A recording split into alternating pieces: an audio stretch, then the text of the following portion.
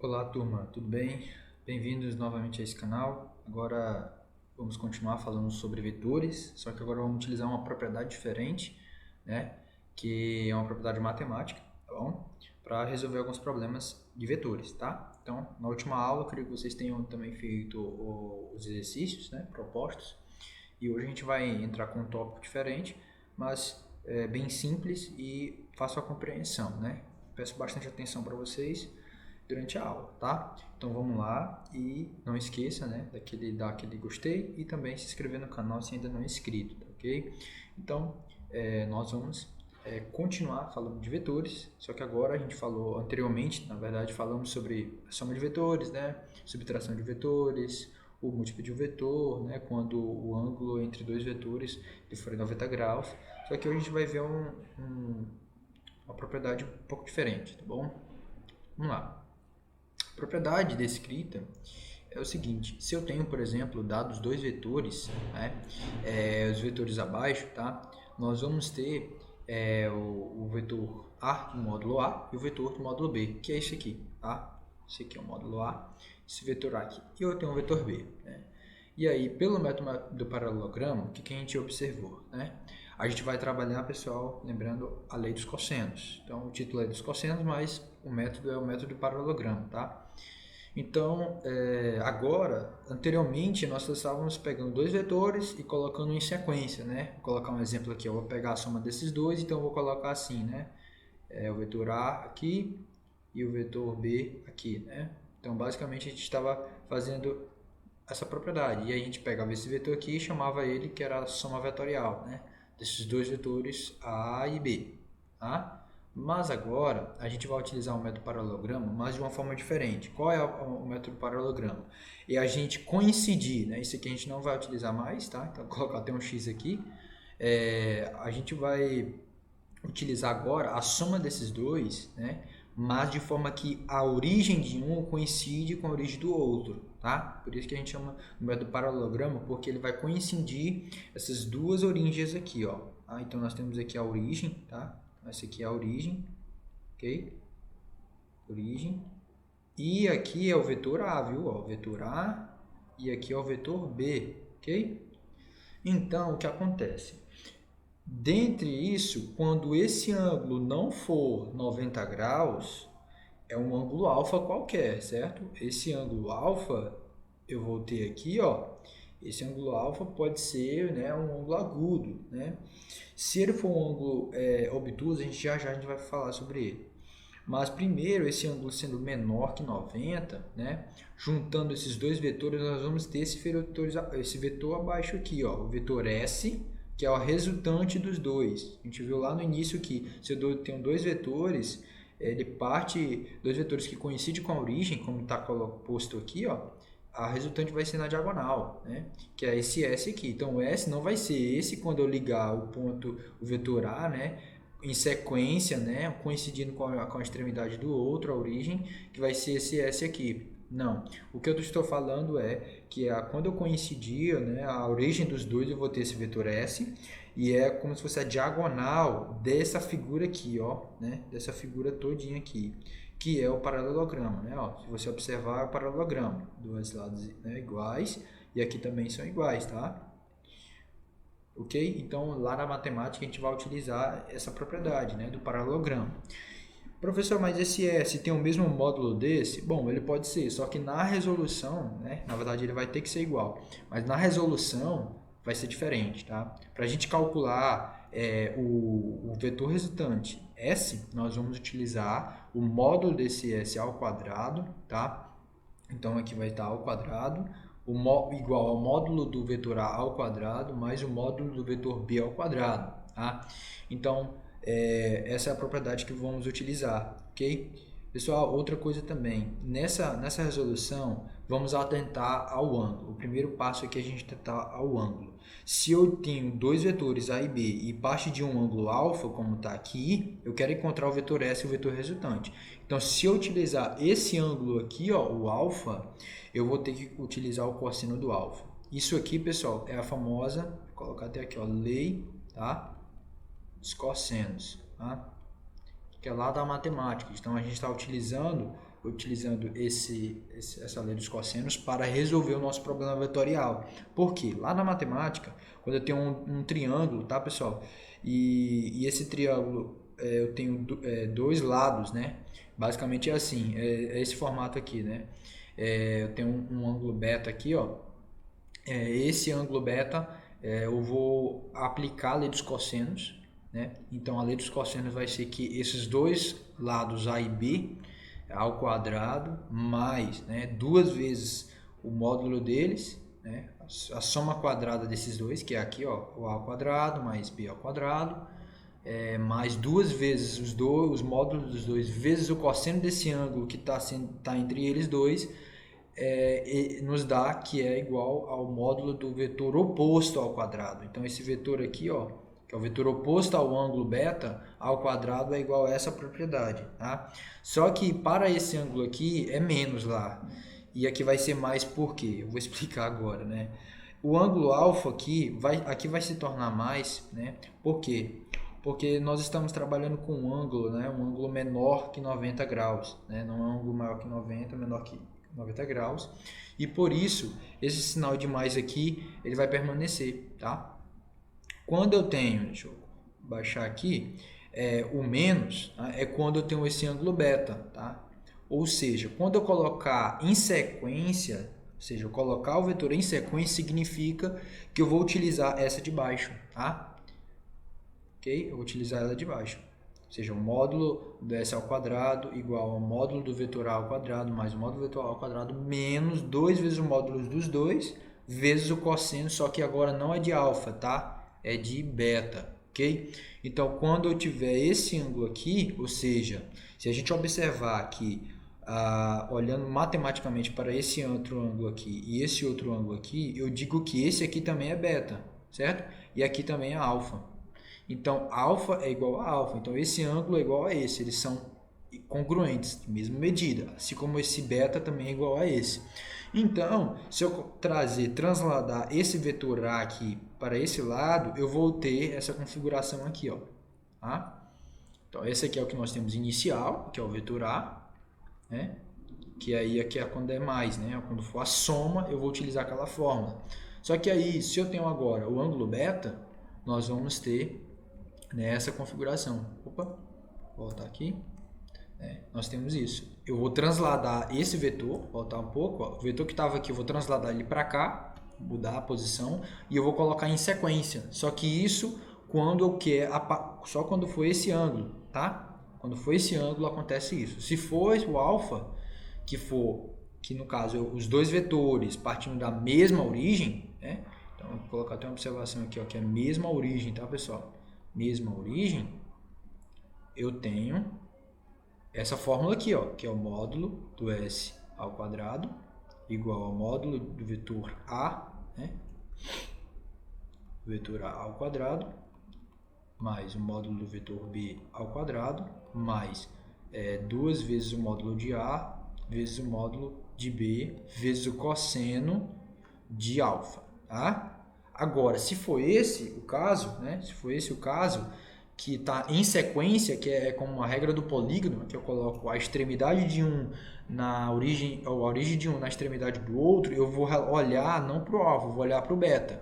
Só que matematicamente, quando a gente trabalha com beta, o módulo desse S, né, ao quadrado vai mudar o sinal, tá?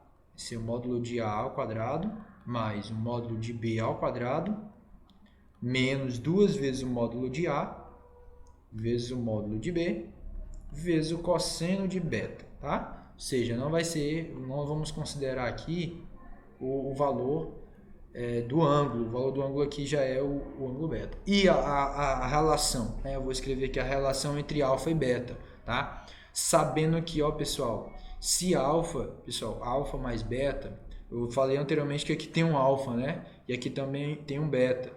Então, o quadrilátero tem a soma dos três ângulos, né, dentro do quadrilátero vai ser 360 graus.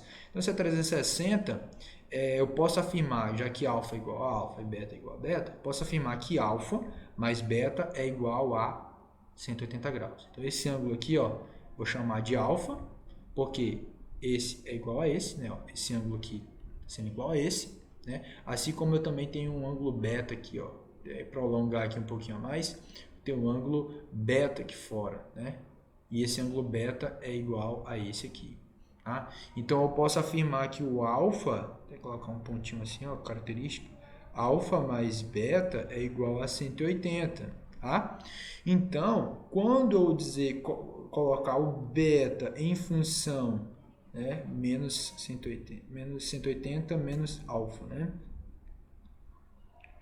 Quando eu colocar, isolando aqui, né, isolando o alfa, de fato, deixa eu só mudar um pouquinho, eu vou isolar o alfa aqui, né? Vou isolar o alfa, já que eu quero mudar para o ângulo, o alfa é 180 menos beta, tá?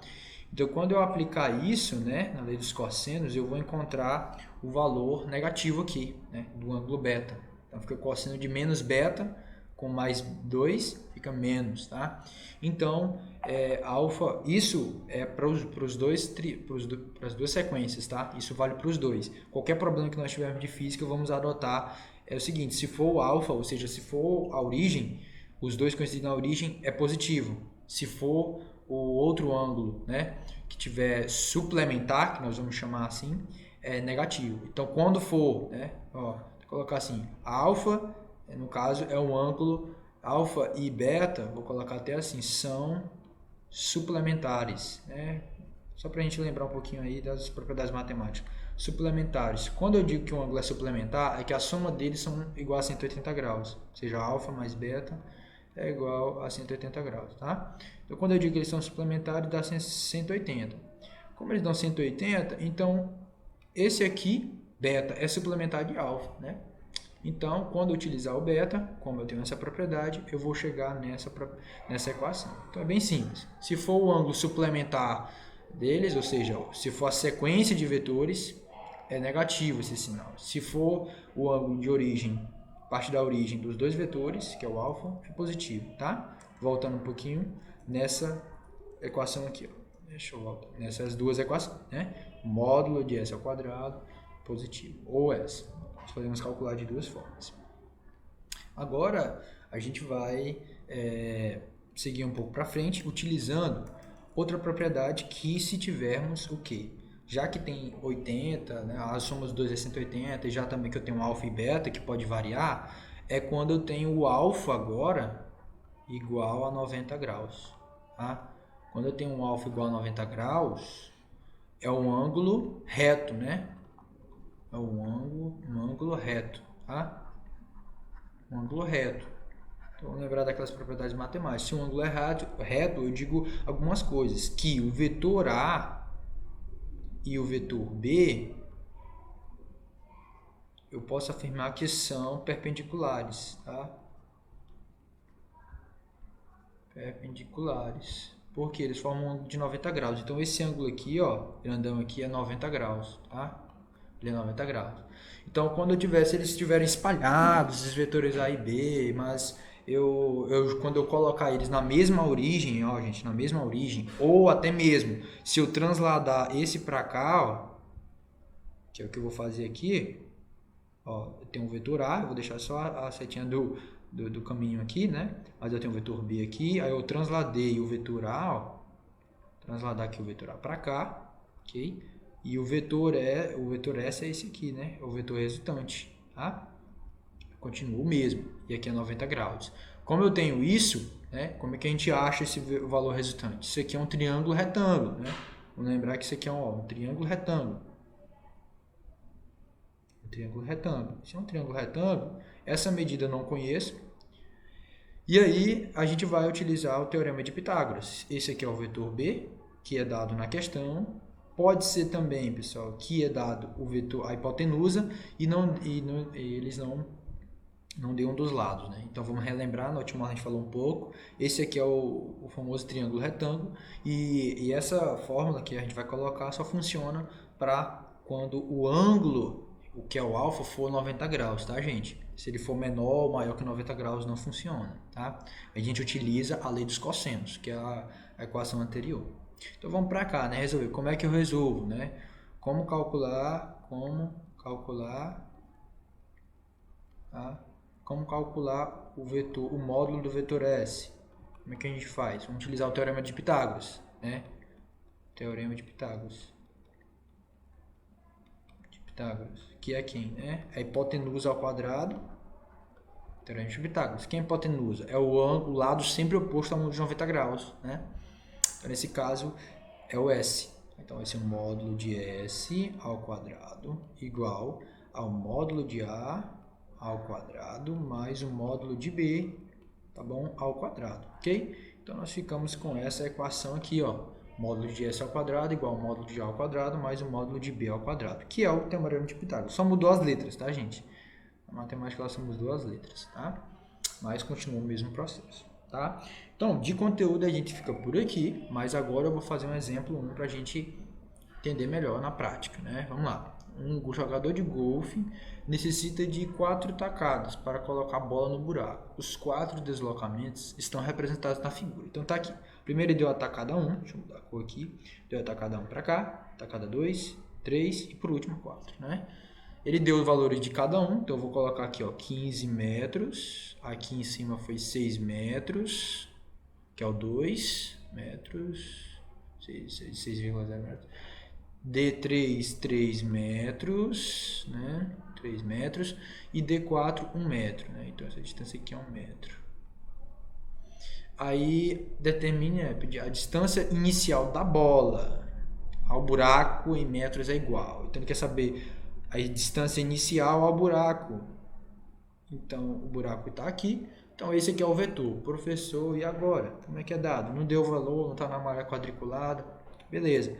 Mas a gente sabe que esse vetor, a parte vertical dele forma esse lado e a horizontal esse lado. Então vai ter uma medida aqui, né? E outra medida para cá. É que esses vetores, deixa eu botar só a cor aqui, destacar um pouco. Esse vetor aqui, nós já vamos determinar ele, né? Ó, esse vetor branco não, é legal.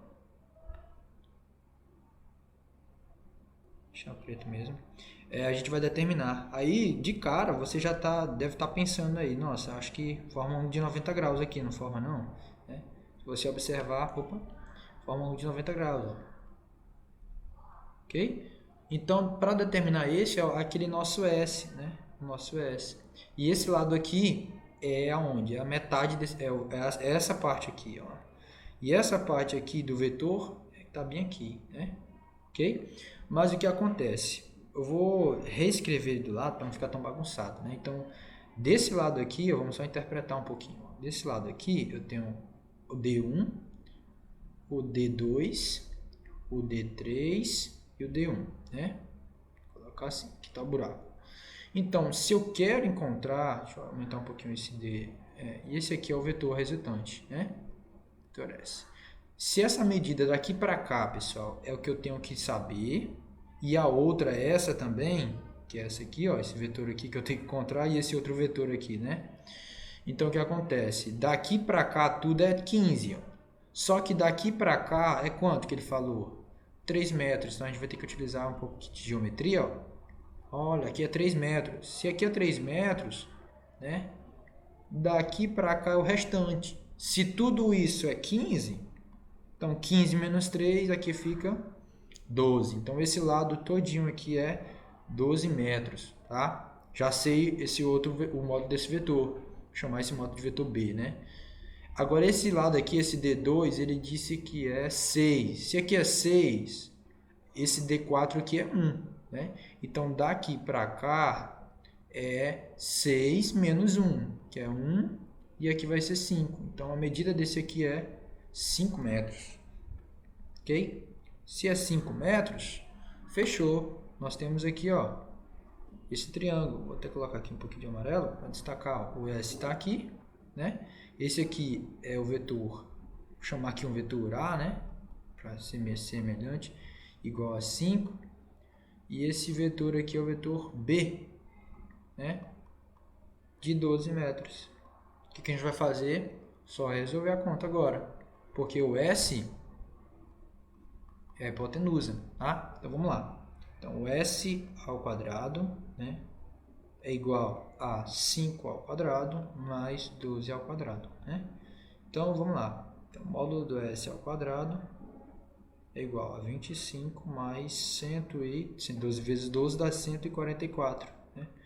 Então, 144, né, mais 125, a gente vai somar, vai dar 169, né? Então, continuando aqui o cálculo, eu vou ter o módulo de S ao quadrado. Só que esse aqui está ao quadrado, eu vou tirar a raiz dos dois lados, tá? Esse 169 ficou muito longe, tá? Então, o que a gente vai fazer? A gente vai deixar desse formato, ó, igual a raiz quadrada de 169, tá? Passa como raiz, ok? Raiz quadrada. Mas quem é a raiz quadrada de 169, né? Aí se você ir testando, né? Se tem dificuldade ainda, né? Creio que para você pedir para revisar isso aí em casa ou lembrar, né? 10 vezes 10 dá quanto? 10 vezes 10 dá 100, 11 vezes 11, 121, 12 vezes 12, 144. Então tá bem próximo, né? Então 12 vezes 12 já dá 144. Se a gente pegar o 3 vezes 13, 3 vezes 3, 9, 3 vezes 1, 3, 1 vezes 3, 3 e 1 vezes 1, 3. Vai dar 169, tá? Então, quando sempre não souber, né? Sempre testa fazer um multiplicando pelo outro, né? Porque a raiz quadrada de um número é um número vezes ele mesmo, né? Que vai dar 13 metros. Então, o resultado do vetor aqui resultante é 13 metros, tá? Esse é o nosso primeiro exemplo. Vamos para o nosso segundo exemplo, que também vou ter alguns exercícios propostos no final. Estamos chegando no último exemplo, que é esse 2 para essa aula, tá? Então, se tiver dúvida aqui, deixa nos comentários, né? Ok? Sobre essa parte. Tá, então vamos lá. Agora, duas forças, já que nós estamos falando também de dinâmica, duas forças aplicadas, né, para remover um objeto muito pesado. Então, está aqui um objeto de massa M, tá? Pede para determinar o valor da força resultante do movimento, tá? Sabendo que o F1 é 10 newtons e o F2 é 6 newtons. Então, ele deu o módulo desses dois vetores, tá? Que aqui o F1 deu 10, né? 10 newtons, e esse aqui 6 newtons, ele deu módulo. Só que eles dois estão formando um ângulo de 60 graus, né? Então o alfa aqui, ó, está sendo, nosso alfa lá da fórmula, a gente falou, está sendo 60 graus. Então não dá para me aplicar teorema de Pitágoras, porque na fórmula de 90 graus. Então tem que aplicar, né? Ó, aplicar lei dos cossenos, tá? Lei dos cossenos. Então, basicamente é isso. Quem é a lei dos cossenos? Quem vai ser os vetores, né? O A e B vai ser o F1 e o F2. Só vou mudar isso. E o módulo resultante é o que nós vamos encontrar. Então, o vetor S, vou até agora observar o seguinte. Eu vou desenhar aqui o vetor desse lado, né? Esse ladinho aqui, ó. Essa figura nós vamos fazer assim. O vetor F2 está aqui. O vetor F1 está aqui. O vetor resultante aqui vai ter o 60. Vai ser esse vetor aqui, ó. Né? Vou formar o paralelogramo. E aí esse vetor S aqui é o nosso vetor resultante. Aqui é o F2, né? F2 e aqui é o F1. Tá? F1. Então o vetor resultante vai ser isso, né? Aplicando o alfa aqui igual a 60 graus. Deixa eu só até mudar esse alfa aqui. Igual a 60 graus. Né? Então vai ser o módulo do S ao quadrado, lembrar da fórmula, vezes o módulo do F1, que vai ser, o F1 é 10, então vai ser 10 ao quadrado, mais 6 ao quadrado, mais, lembrando que não estamos utilizando esse ângulo aqui, se fosse esse ângulo beta, a gente teria que ser menos, né? Mas como eles estão parte da mesma origem, não precisa. Mais 2 vezes o módulo de A, do F1, perdão, né? A fórmula é A, né? Mas aqui vai ser o F1 e F2, a multiplicação dos dois. 2 vezes 10 vezes 6 vezes o cosseno do ângulo, né? O cosseno, só que de 60. Então, na prática, o que a gente vai precisar? Saber o valor do cosseno de 60, né? Então, o que é que a gente vai fazer? Eu vou deixar bem aqui do ladinho, né? A tabelinha, que eu quero que vocês anotem aí no caderno, seria até interessante vocês anotarem para lembrar. Que tabela é essa? A tabela trigonométrica dos ângulos notáveis, dos ângulos de 30, 45 e 60 graus. Isso serve para a vida toda, tá? Na nossa caminhada de estudos, tá, pessoal? Então, eu vou ter o seno, o cosseno e a tangente, tá bom? Então, eu vou denotar por que o seno de 30 é 1 sobre 2, o seno de 45 é raiz de 2 sobre 2, o seno de 60 é a raiz de 3 sobre 2, o cosseno de 30 é raiz de 3 sobre 2, o cosseno de 45 é raiz de 2 sobre 2 e o cosseno de 60 é 1 sobre 2, tá? Opa, só um momento, deixa eu só ajeitar aqui. 1 sobre 2, tá? É uma fração, tá, gente? Aqui é uma parte, tem fração, tá? Tô resumindo aqui pra gente lembrar. Mas eu quero que vocês anotem essa tabelinha, 1 sobre 2. Aqui a tangente é raiz de 3 sobre 2. Raiz de 3 sobre 3, perdão. Tá? Raiz de 3 sobre 3. Aqui é 1, que a tangente de 45 é 1. E aqui é só raiz de 3, tá? Então essa tabelinha, né? Memorizem, né? Aprendam, tá? Basicamente tem uma musiquinha também para a gente aprender, mas o objetivo não é eu ensinar essa tabela, mas vocês lembrarem, né? Se não lembra, a primeira vez que está lembrando, anotem aí, que aí fica 1, 2, 3, todo mundo sobre 2 e raiz onde tem 2 e 3. E aqui 3, 2, 1, raiz onde tem 2 e 3 e a raiz de 3 sobre 3 e fica 3, 1, 3 e só aqui sobre 3, né? Mas é só para lembrar, tá, gente? Então a gente precisa saber desses ângulos, o valor desses ângulos de seno, cosseno e tangente que a gente já aprendeu lá na matemática, tá?